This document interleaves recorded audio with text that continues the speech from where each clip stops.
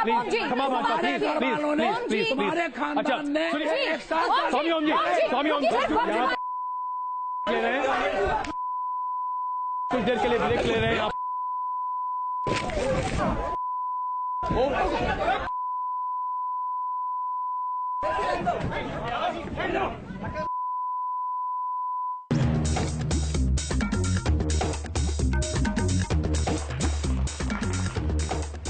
अब बड़ी मुश्किल से जाकर स्टूडियो का तापमान जरा कम हुआ है, तो आइए जरा चर्चा एक बार फिर से शुरू करते हैं। हम आपको एक बार फिर बता दें, हमारे साथ स्वामी ओम बाबा मौजूद हैं, हमारे साथ मार्तंडेपुरी जी मौजूद हैं, एच.एस. रावत जी मौजूद हैं, कुछ एक मेहमान अब हमारे साथ नहीं हैं, वो इस शो में अब हिस्सा नहीं लेना चाहते। लेकिन आइए इस बात को और आगे बढ़ाते हैं।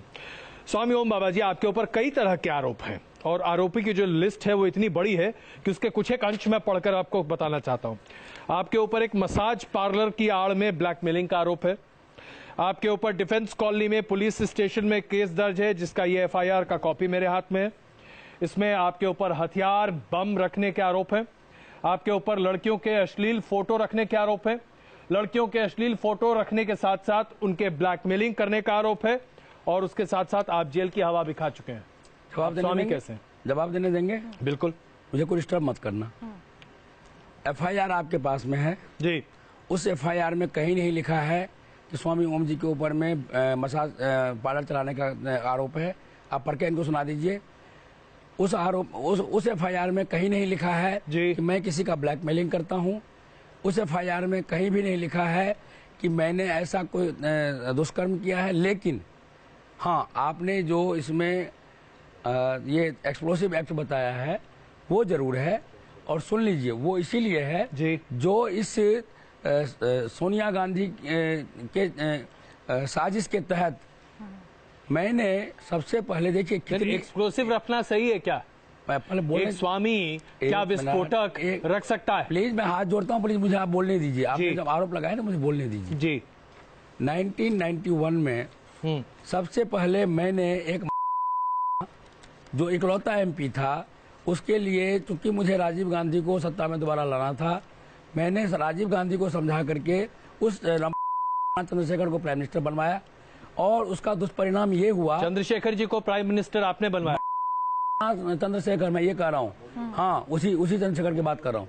अब सुन लीजिए। कैसे बनवाया आपने, जरा बताइए। बोलने देंगे तब? अरे बताइए। आप ऐसी बात कह रहे हैं जो कि आज तक इतिहास में हम लोगों ने नहीं जानी। में है जी अजय जी जी।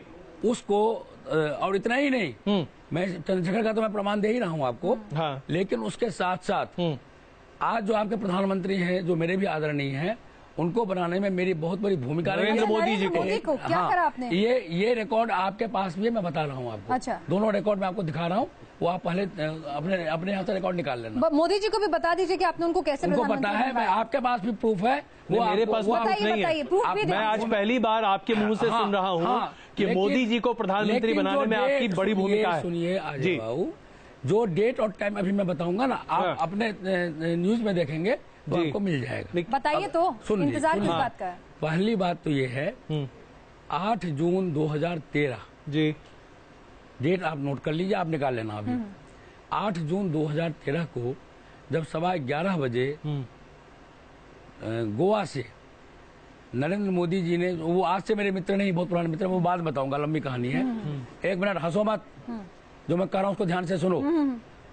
जब गोवा से 8 जून 2013 को नरेंद्र मोदी जी ने मुझे फोन किया कि स्वामी जी बीजेपी के, वहाँ राष्ट्रीय अधिवेशन था, मुझे आप टोकिए मत, मुझे बोलने दीजिए। आपके पास रिकॉर्ड है, इसीलिए कह रहा हूँ।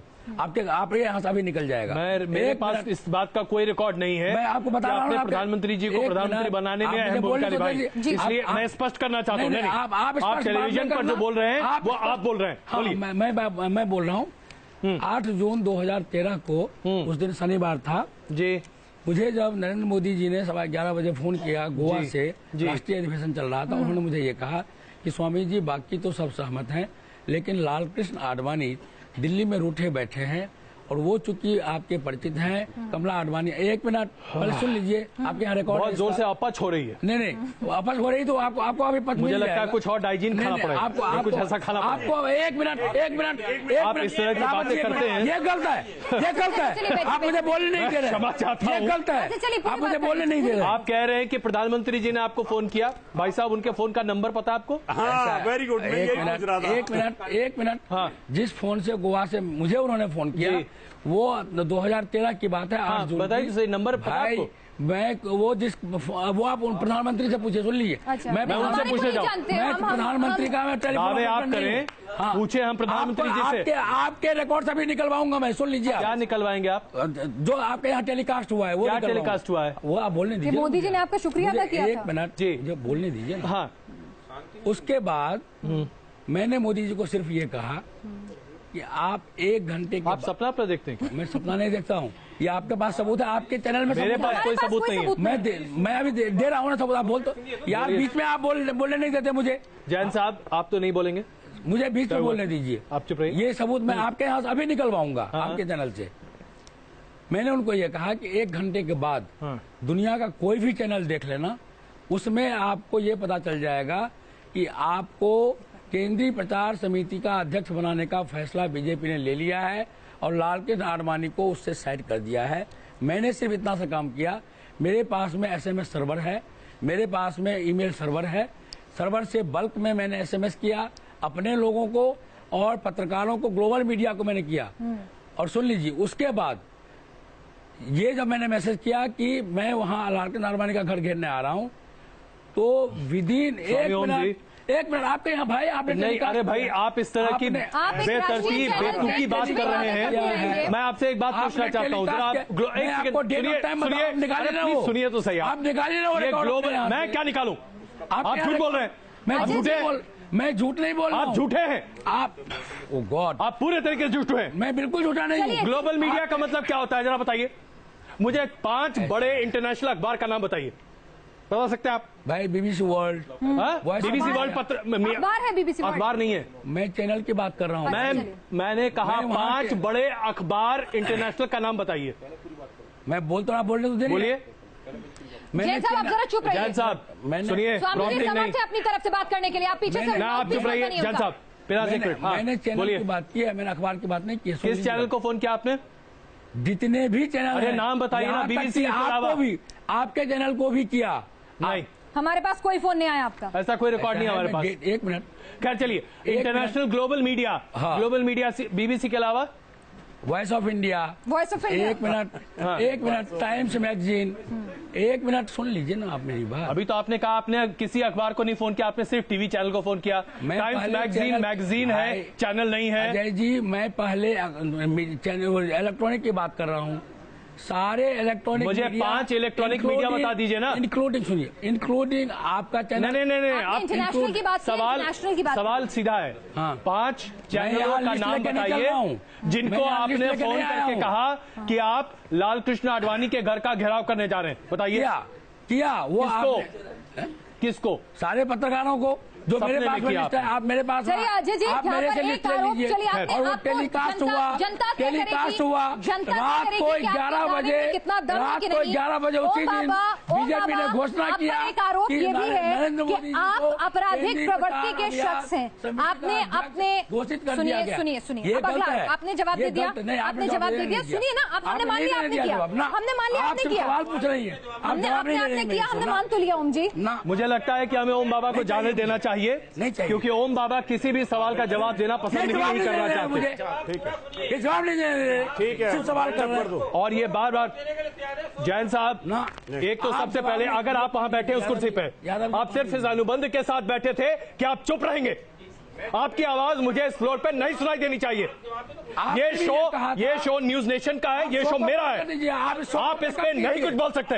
आप चुप बैठिए। कर दीजिए, नहीं चाहिए मुझे ये शो। ठीक है, पहली बात। दूसरी बात, स्वामी जी, मैं यहाँ पर एक वीडियो क्लिप दिखा रहा हूँ। स्वामी जी, आपको 5 नाम पूछे, 5 नाम पूछे, आप स्वामी जी आपने अभी जो भी कहा, स्वामी जी आपने जो भी कहा वो सब झूठ है। मैं आपको ललकारता हूँ, अगर आप सत्यापित कर सकते हैं तो करिए। 5 नाम तक तो बता नहीं सके इंटरनेशनल मीडिया के। सत्यापित कीजिए। मैं आपको चुनौती देता हूँ। चुनौती है यहाँ पर। क्या चुनौती मैं भी देता हूँ। क्या 8 जून चुनौती पे चुनौती कौन देता है भाई? मैं देता हूँ। ये आप ही की डिक्शनरी में हो सकता है और इसीलिए आप ओम बाबा हैं। आप सच तो बोल नहीं सकते। एक और हम आपको वीडियो क्लिप दिखाना चाहते हैं। सोनिया गांधी के बारे में आपने जो अनर गलत बातें कही थी उसका वीडियो क्लिप देखिए अभी आपके सामने। मैं दिखाता हूँ आपको। समझ में नहीं आ रहा। आप बैठिए प्लीज। जवाब देने नहीं देते। आप जवाब दे ही नहीं सकते क्योंकि आप झूठे हैं। मैं झूठा मैं यहाँ पर आपको दिखाना चाहता हूँ। एक ये क्लिप, जवाब तो देते नहीं आप। एक ये क्लिप देखिए भाई। मैं अपने प्रोड्यूसर से कह रहा हूँ फिराज, आप अपने रिकॉर्ड से निकालें। आइए इस शो को आगे बढ़ाते हैं। आइए जरा पहले इस वीडियो क्लिप को देखते हैं। सोनिया गांधी के बारे में ओम बाबा ने सच सुनना ही नहीं चाहते में क्या कहा, देखिए बता रहा हूँ यार। सोनिया गांधी ने बिग बॉस को जो अमेरिका में बैठे हैं उसको करोड़ों डॉलर रिश्वत दिया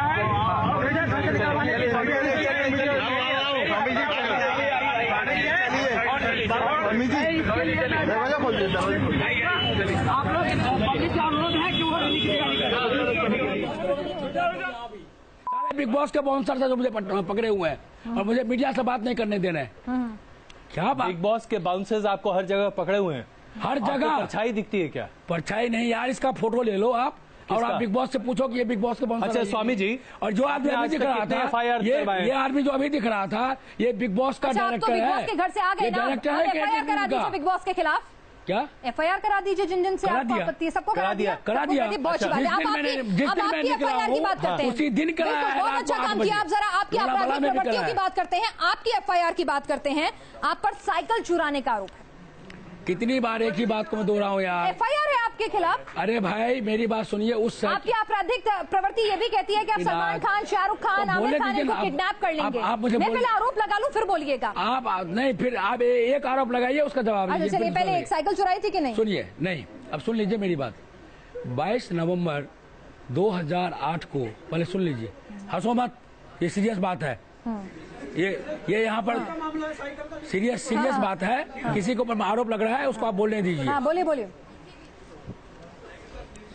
22 नवंबर देखिए, मैं पिछले ये जो घटना जिस दिन घटी थी उससे अजय जी उससे ये बताइए ना, साइकिल चुराई थी कि नहीं? नहीं, वो मेरा वो ओम जी साइकिल स्टोर मेरा शोरूम है, मेरी दुकान है, मेरे नाम से प्रॉपर्टी है। मैं अपने ही शोरूम से अपनी साइकिल चुराऊंगा क्या? और ये प्रमोद झा कौन है? प्रमोद झा मेरा नौकर था, साइकिल मैकेनिक था। प्रमोद झा इस वक्त फोन पर हमारे साथ मौजूद है। प्रमोद झा जी, क्या हुआ? अरे फोन पर है ना वो। नहीं बैठना मुझे, नहीं बैठना। मैंने बड़ा बना क्या नहीं बैठना मुझे नहीं बैठना ना, नहीं बैठूंगा ना। 2 मिनट बाबा, 2 मिनट ना, नहीं बैठूंगा मैं, नहीं बैठूंगा। आप लोगों ने बात क्या नहीं, आपको बुलाना, नहीं बैठूंगा, बिल्कुल नहीं बैठूंगा। मुझे लगता है खत्म करना पड़ेगा। मुझे जी, और इससे पहले कि हम इस चर्चा को यहाँ खत्म करें, मैं चाहता हूँ मार्तंडेपुरी जी आप अपनी टिप्पणी रखें यहाँ पर। मैं केवल ये निवेदन करना चाहता हूँ जी कि बिग बॉस से लेकर अब तक जो हो रहा है वह भारतीय सनातन चिंतन मनीषा धर्म के खिलाफ सोची समझी साजिश है जी, और जाने अनजाने हम इसके शिकार हो रहे हैं। हमें बहुत सतर्क होना चाहिए इस प्रकार के झूठ से, और मुझे लग रहा है कि बहुत सोची समझी साजिश के अंतर्गत ये सारा कार्यक्रम चल। जितने बड़े झूठ में, इतने झूठ मैंने अब तक के जीवन में कभी नहीं सुने। मैं भी प्रधानमंत्रियों के साथ रहा। इन्होंने मेरे सामने एक चैनल में कहा कि इंदिरा गांधी को मैंने प्रधानमंत्री बनाया। मैंने कहा मैंने कभी आपको वहां नहीं देखा। इसलिए इतना बड़ा झूठ जी, या इसको धर्म के विरुद्ध, सनातन के विरुद्ध सारे झूठ हैं। पुरी साहब, अजय जी एक झूठ मैं भी बताता हूँ। एक टीवी चैनल में डिबेट में 5-7 मैं भी कर चुका हूँ। एक में ये कह रहे थे कि मैंने सिंह को पीटा, गांधी को घर में जाके पीटा और को भी पीटा, और केजरीवाल को, और इधर कह रहे हैं चंद्रशेखर को प्रधानमंत्री मैंने बनवाया था। हमसे कहा यानी हर चैनल पर इनकी अलग अलग भाषा होती है। पता नहीं कौन सी भाषा क्या इस्तेमाल करते हैं। इनका ये मानसिक रूप से बीमार हैं, रोगी हैं। इनकी चिकित्सा कराई जानी चाहिए और इनकी जांच कराई जानी चाहिए, उनको पागलखाने में बंद करना चाहिए।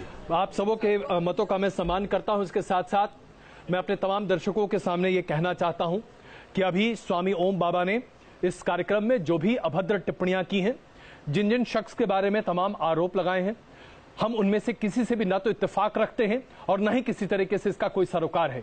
ये स्वामी ओम बाबा के खुद के व्यक्तिगत राय हैं और हम चाहते हैं कि वाकई में, मुझे भी ऐसा लगता है कि इनका मानसिक संतुलन शायद ठीक नहीं है, इनका इलाज होना चाहिए, कम से कम ये जरूर होना चाहिए। आप सब इस चर्चा में शामिल हुए, हम आभारी हैं। बहुत धन्यवाद इस चर्चा में शामिल होने के लिए।